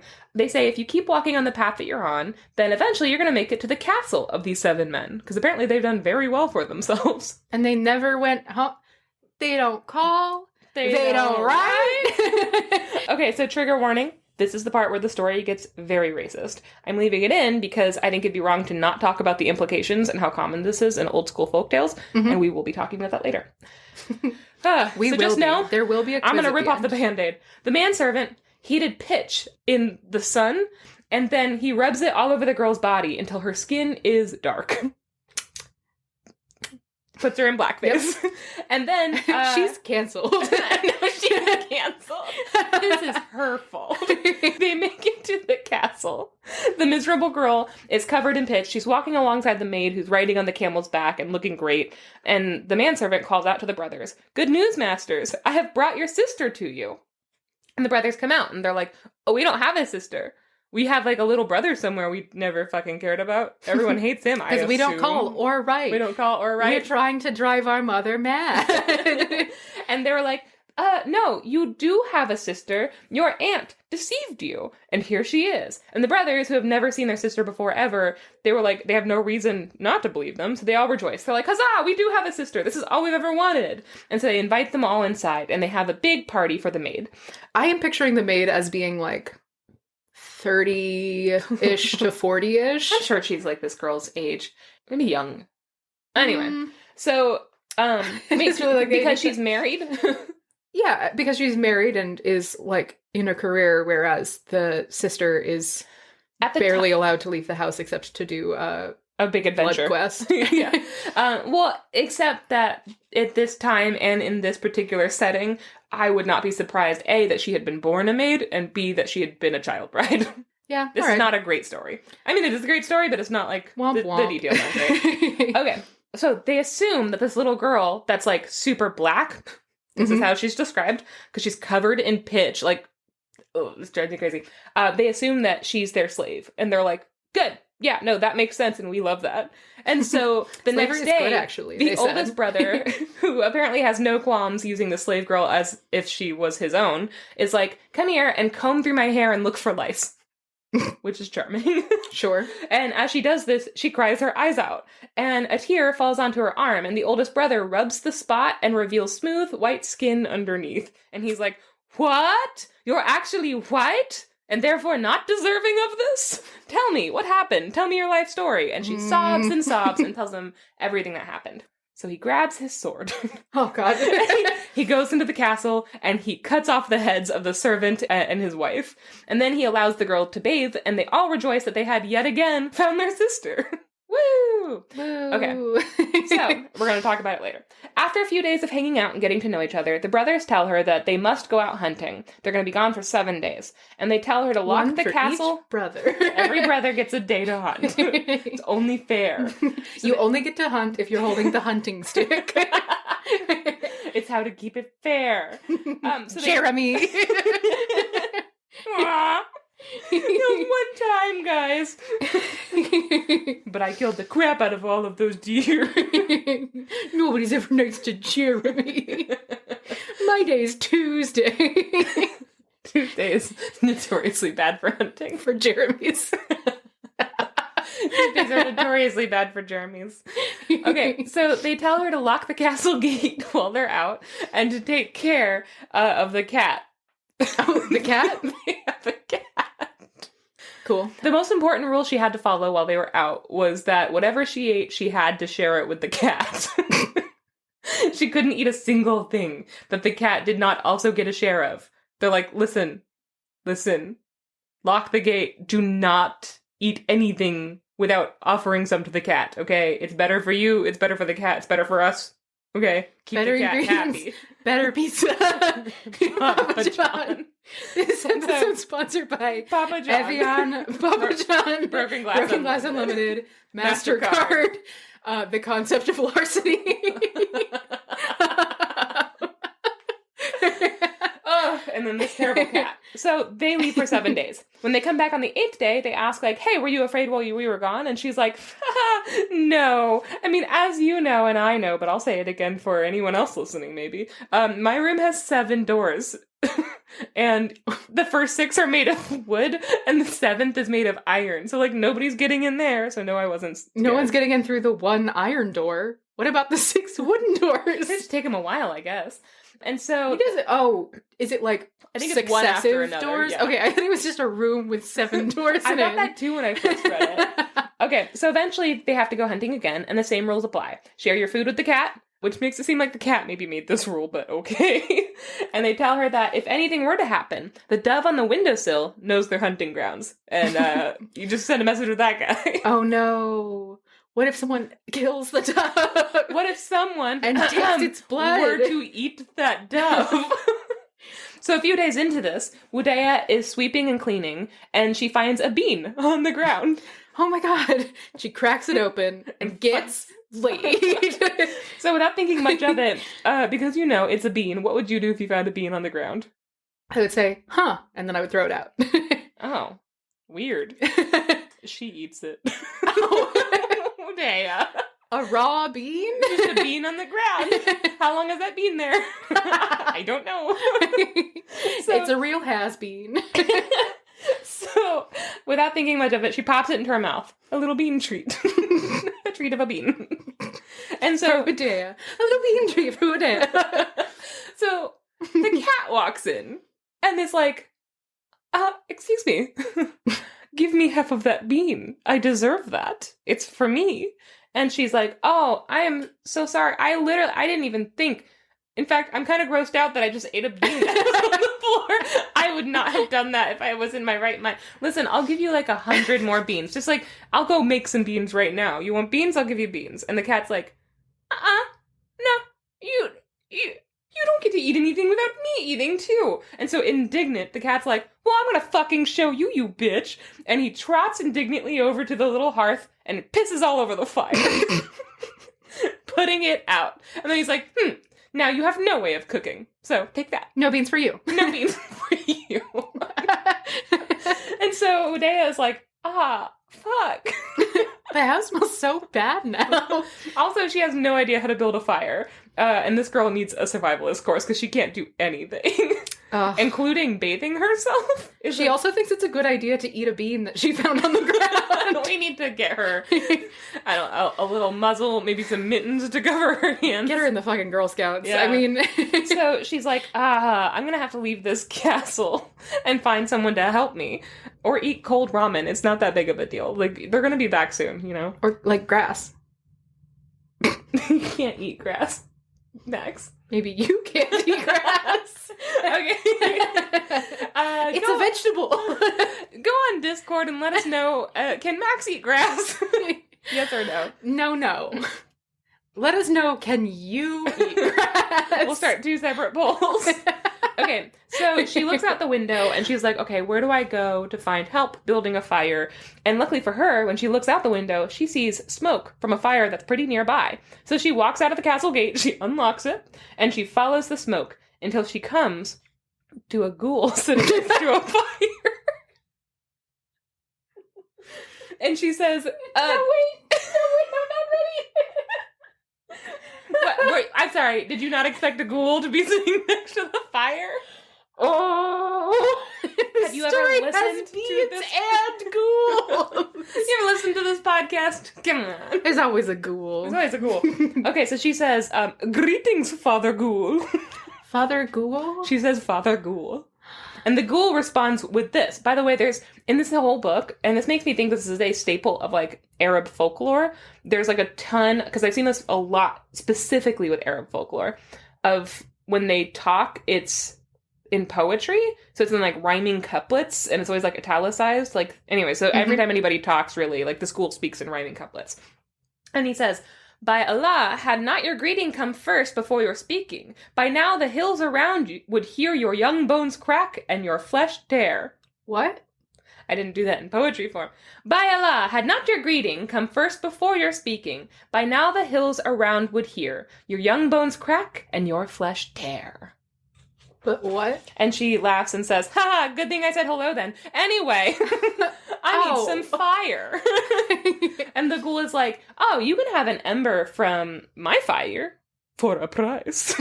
She's like, okay, what's the price? And he says, well, for a large piece of ember, you would have to tear a strip of skin from your middle finger all the way up to just below your chin.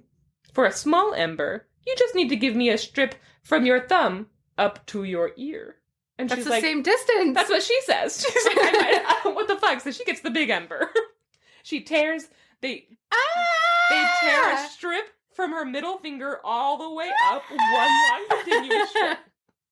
So, walking home, carrying a large ember and bleeding profusely from this insane, horrifying wound, she didn't even notice that she's trailing blood behind her that leads from the school's camp all the way up to the front gate that she's staying at. Luckily, a random raven was following behind her, kicking dirt over her bloody trail. Unluckily, when she saw the raven at the gate, when she turns around, it startles her and she screams, "Fuck you, raven!" And the raven's like, "No, fuck you!" And the raven flies off and uncovers all the blood. No. Why was that in there?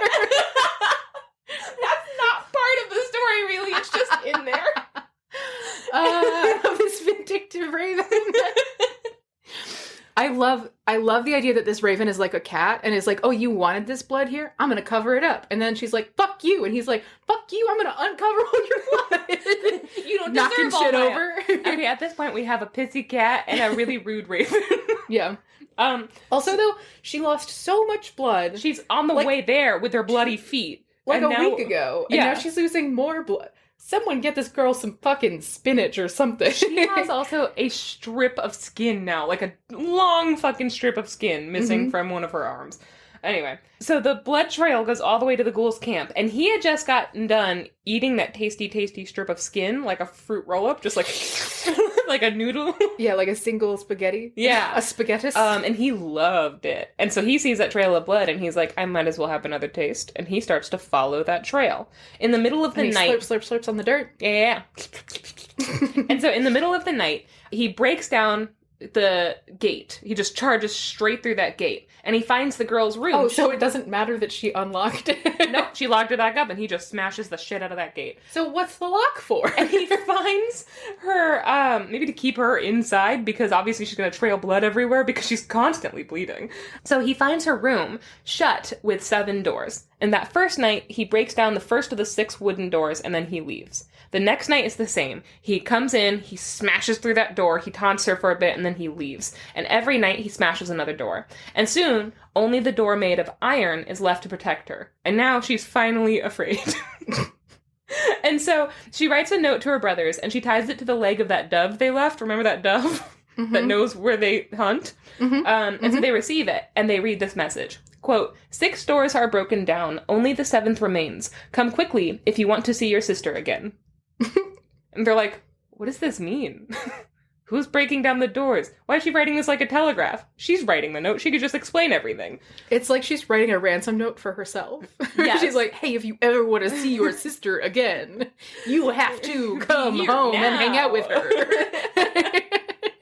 I'm going to tell you that every time I'm lonely. If you ever want to see your Janey again, You must be here right now. hang out with her and watch Teen Witch. Time to watch Teen Witch. So they jump into their saddles and they ride as fast as they can back home. They make it in the middle of the afternoon, and the first thing they see, of course, is that the castle gate has been smushed. It got squished. Squished.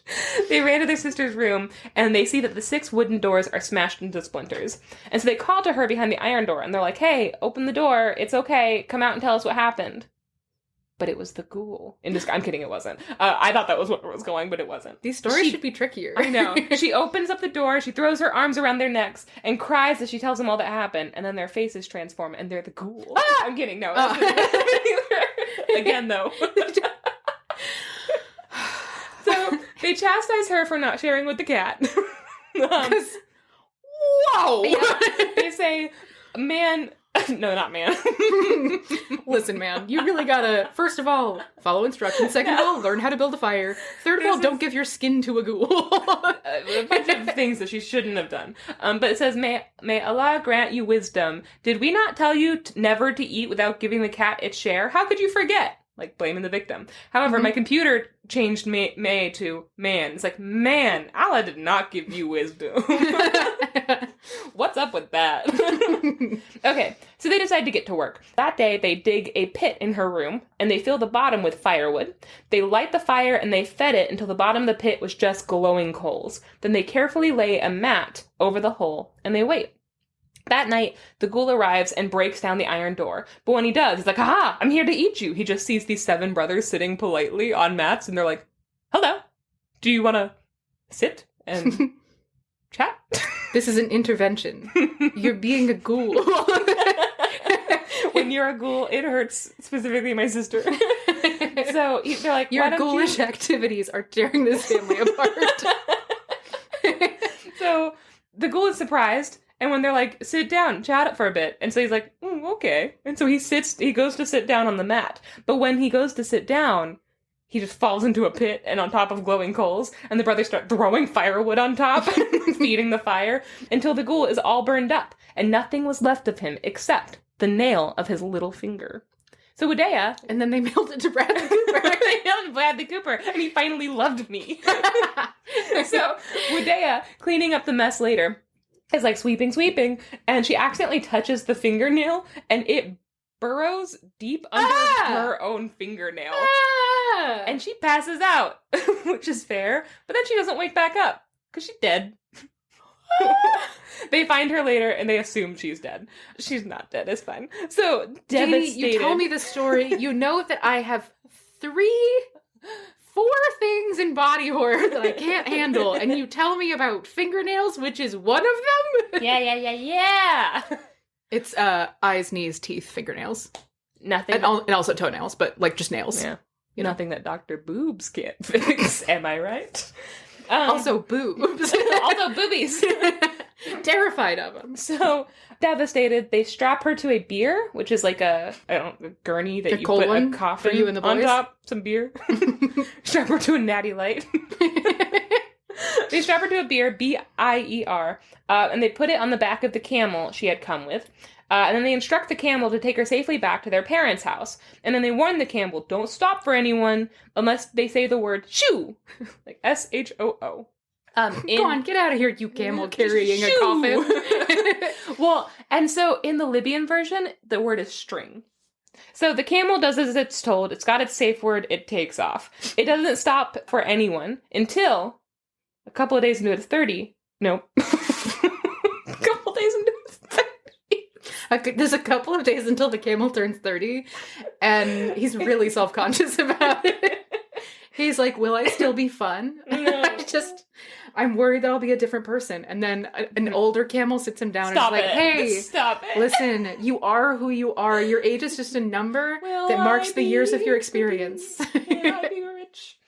You'll be the same camel after you're 30. That's true. Max had to have that conversation with me. You're going to be the same camel after you're 30, Janey. It's true. So, hopefully with more humps, am I right? Okay, so the camel's walking, and it doesn't stop for anyone until a couple of days into its journey. 3 men see it walking, and they think it's riderless, and they decide to capture it. And so they call out to it, and they're like, hey, camel! But the camel doesn't stop, and they're like, fine! Be that way! You're ugly anyways. Yeah, we hate you! So, however, at this point, while they're all catcalling this camel and being really mean... Camel calling. Yeah, one of the men looks down and says, ah, man, my shoe is untied. And hearing the word shoe, the camel stops and kneels before him, and they're like, oh, okay, thank you. And they're shocked to find that on the back of the camel, there's a corpse. What a fun surprise. It's like stealing a car and then finding a body in the trunk. A corpse. And so they see that she has this beautiful ring on her finger, and they're like, wow, she must have come from a wealthy family. Let's rob her. And she has a ring on her finger? Yeah, she's wearing like jewelry and stuff, but she has this really beautiful ring. Not like a specific ring. Nope. We haven't heard of this ring before. Nope. Okay, just checking. And so they start to try to tug off this ring, but as they do so, they dislodge the ghoul's fingernail, and she sits up, startling them, and she says, wow, thanks for bringing me back from the dead. And then she and the camel go back to the castle. And we never see these men again. Thanks, guys. Anyways, bye-bye. She doesn't even make it back to her parents. Like, this part of the story does not have to be in it, but it's in every single version. Oh my god. And it's never like, and then she falls in love with the man who woke her up. It's never that. Never. Anyway, there's never a purpose to this part. So... she goes back, and her brothers rejoice again at being reunited with their sister now for a 3rd time. They decide that it's time for them to visit their aged parents, and so they all make the trip together. Better not call them aged to their face. These old-ass, dusty parents. They tell their parents everything that happened, and they all laugh and celebrate. The end. Huh? That's how it ends. What? Okay, so a couple quick notes first. In Arab folktales, this story is like Moroccan, but I think the original one, from what I could tell from very quick research, so it could be wrong, I think the original is from Libya. But there's variants all over the place, and it's even in Andrew Lang's The Grey Fairy book, which I'm going to go ahead and guess, since the Green Fairy book was mostly French tales, Grey Fairy book might be mostly Arab tales, but yeah, that's just, or maybe North African tales. Mm-hmm. Checks out. This is ATU type 451. The sister seeks her brothers, but Egyptian folklorist Hassan M. al-Shami, who I've mentioned before when I did my Folktales of Egypt book, he indexes it as a more precise type, 451A, the sister seeking her 9 brothers. But there's only 7. I know, but it fits more into that category. Yeah, but there's only 7. And then there is a classification index called the Motif Index of Folk Literature. Mm-hmm. And so this one in that is D30, transformation to a person of a different race. Isn't the Motif Index Uther of Arns Thompson Uther? Could be. I think so. I think he was the one who did the motifs as separate from the it makes sense too. It definitely makes it a little bit more precise. But with transforming to a person of a different race, let's talk about it. There's an amazing... First of all, I signed us up for JSTOR. I saw. Yeah, which is nice. You get 100 free articles a month, which I didn't... What? Yeah, I didn't know that. Oh, word. Yeah. I have so many articles to go read. Right? And you guys can just do that. You can just sign up for JSTOR. It's free. They can't even arrest you. They can't even kill you. Okay. They can't kill you. So, you will become invincible. No one can kill you after you sign up for JSTOR. That's their guarantee. This episode... Enter our offer code Evian at jstore.com. Okay. So there's an amazing article by Anne Schmeising called Blackness in the Grimm's Fairy Tales, which I thought was very pertinent to this, because I was like, God, there's so many stories of just this, of being like, there's this beautiful white princess. And also, this is a North African / like Arab tale. Yeah. And to be like, no, she was white and beautiful, and then they covered her in black pitch, and everyone was like, ew, now she's black. And then when you reveal it, it always says like, and then they realized she was white and perfect. And I'm like, even in those cultures, you're not going to find like white, like I don't know. Yeah, it seems so weird. Pointed, and we hear it so many times. And it's also like, I'll talk about it. So folktales using blackness as a punishment, a joke, an example of a moral failing somehow is really, really common. We run into it constantly. Yes. And I think we've talked about it a little bit, but we've never really gone into it.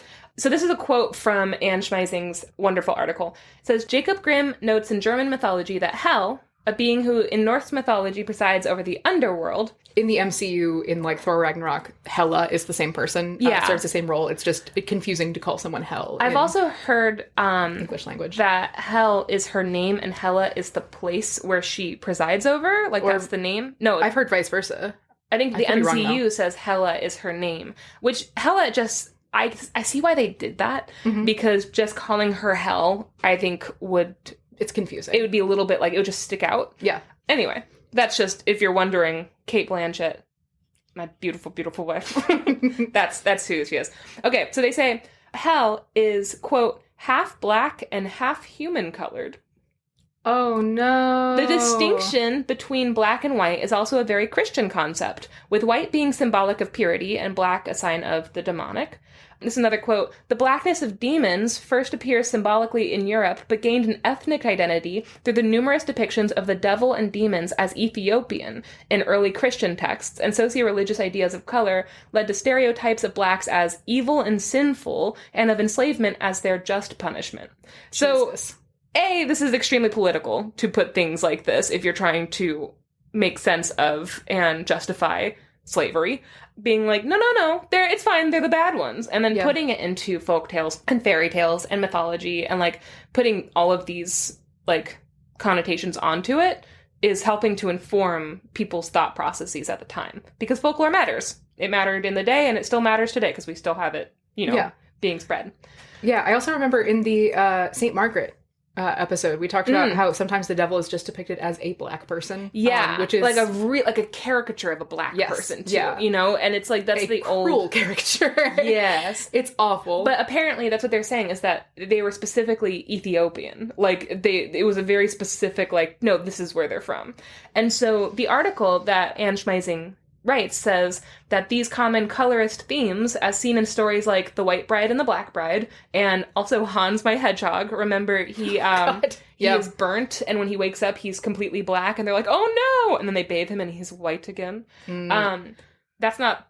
Weirdly enough, that's not the worst part of that story. Oh, not even close. Not even close. It says that these themes have had direct negative impacts on the way we still view race today. And so it's just a really interesting article. Also, again, we come across this again and again and again, and every time it's shocking, which honestly is a privilege to live in a time that when we see that, we clock it as being immediately a problem. Yeah. And I'm happy about that, but I thought it was worth talking about. It is. Yeah, right? For sure. Yeah, we've seen that across different cultures. I feel like one of the Norwegian stories that you told about the ogre princess and the princess or something, they like specifically were she's like, a brunette. Yeah, she's the princess. All the I might be thinking of a different one. No, but- I think we did talk about it there, but Yeah. with that one we talked more about the idea of and I think it does match because in Norwegian folklore, and I was reading my Norwegian fairy book and I get so bored of how every princess is like blonde. She has long blonde hair, like everyone. Yeah. The long blonde hair. You've never seen somebody so white. She's so pale. She's the whitest woman in the world, and she has long blonde hair. But this one is different because her hair is long and it's also blonde. And so you get like really bored of that depiction. You're just like, God, this fucking sucks. And all the evil princesses are the ones that aren't supposed to be as pretty, or the ogre are brunettes and they're Jewish coded. And they have big noses, and it's the same thing with East of the Sun, West of the Moon, you know? Yeah. So it is the same thing of putting racism and anti-Semitism and just all of these judgments on appearance and then putting them into your villains. Yeah. It matter. Or putting them into, like, she's that beautiful princess, but the worst thing that can happen to her is that she was made to look black. Yeah. And now she could be treated badly. But thankfully, because she cries perfect, pure tears, like, she reveals her true white self. Yeah. It's very frustrating. It is. It's a very... Folklore is both a cause and an effect of the society in which it is created and spread. And I think that is a really good example of that, of the idea of, like, you're reflecting the idea, like, oh, this is a bad kind of person, and you're also engendering it in younger people who hear the stories and everything like that, and it makes it more and more pervasive, more and more ingrained across different generations and it's things just like that. easier when you're hearing those stories and you're seeing those themes. It's so easy to grow up and not question them when you hear them again. And especially because it is something that I think is very visual, and so it's easy to, like, code a villain by describing them physically. As if you have those, like, pre-established stereotypes of, like, oh, if a character in a story is black, then they are going to be the bad guy. Yeah. You know? And I hear my conservative relatives in my head I have very specifically a conservative person I know, and this is a little bit political, but it's also just because I can already hear it in my head, of being like, well, it's a sign of the times. That's a sign of the times. Like, you can't judge that because it's a sign of the times. And I'd like to point out, I told the story on the podcast.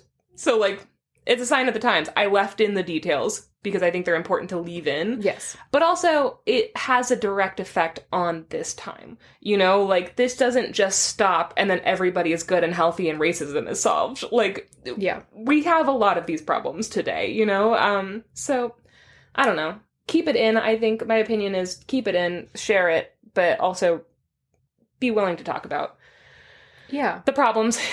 And it's always good to be critical, I think. I think that there's a lot of people say, like, forward. Positive and negative criticism. I think that anything that you absorb, you should be able to appraise critically and say, like, this is a really good part of this. This isn't such a good part of this. This is something that probably should change. And I think that that's, you know, even taking it as, like, quote, a sign of the times or something like that, you can say, like, yes, this is how the story was told. And that's fucked up, you know? It's fucked up that people thought that way. It's fucked up that they taught kids that way. And we shouldn't do that anymore. But we also need to acknowledge that hurt and that wound on the society still exists. Well, and leaving it out, we recently had this conversation about leaving out things because it's like, oh, that's ableist and stuff like that. And it's like, hey, if you are actually sharing a culture's folklore, you cannot leave that stuff out. You know, like, if you're just wanting to tell a fun story to your friends, then sure, you pick and choose what you want. But if you're actually trying to do something where you're sharing the folklore and the stories of a country or from a time period, then leaving it out is very dishonest, in my opinion. You know, plus it's erasing history. You know, and we're not erasurists. Is that a word? I made it up.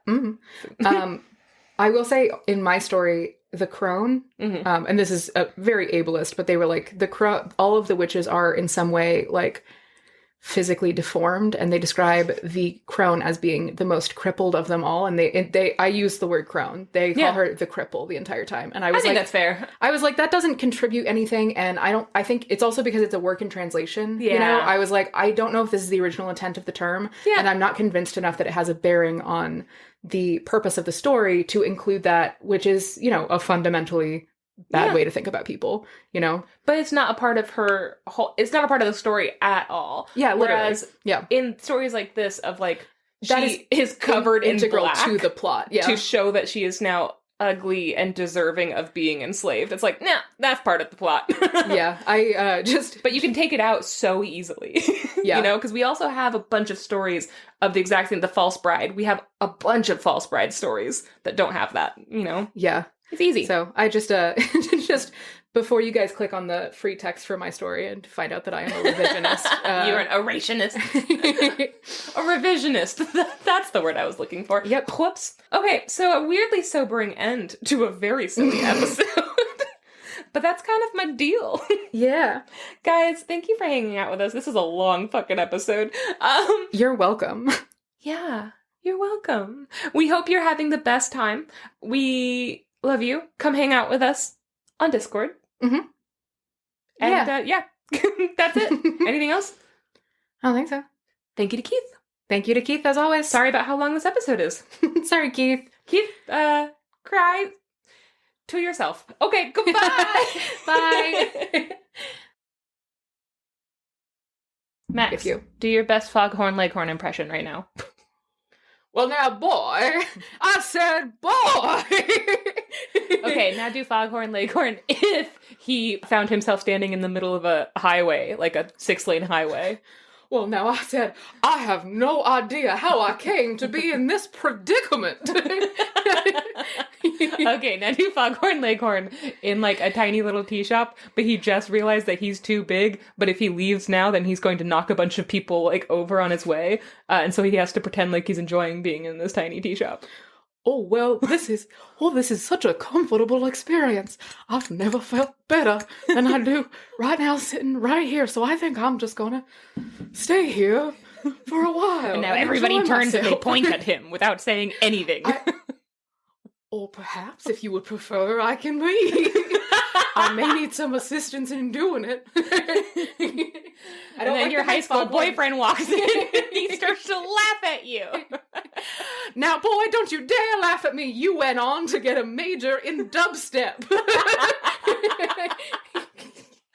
I love Foghorn Leghorn.